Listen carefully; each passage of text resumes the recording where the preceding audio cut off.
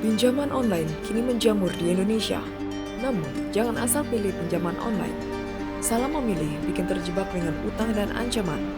Sejumlah orang yang mengaku resah dengan aktivitas petugas pinjaman online yang disebut memaksa dan mengancam akan menyebarkan data pribadi pelanggannya.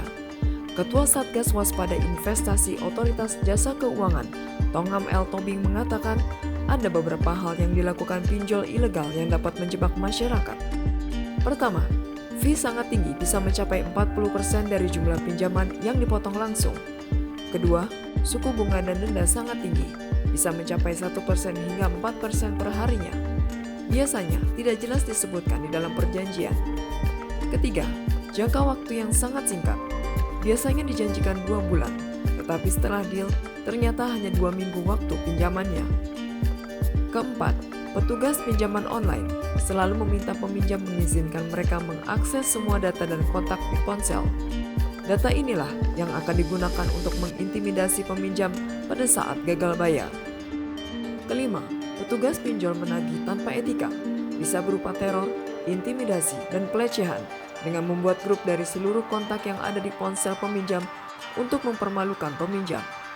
Keenam, pinjol ilegal tidak memiliki layanan pengaduan.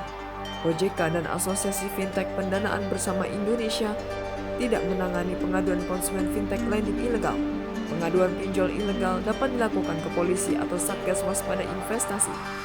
Ketujuh, pinjol ilegal kerap melakukan penawaran melalui SMS spam.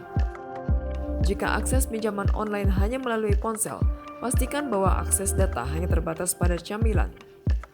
OJK selalu mendorong transparansi dalam penerapan perlindungan konsumen.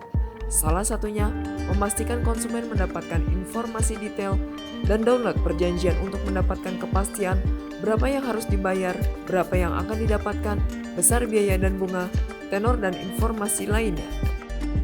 Selanjutnya, dalam rangka penagihan, perusahaan fintech harus mengikuti Code of Conduct AFPI agar penagihan dapat dilakukan dengan etika yang baik.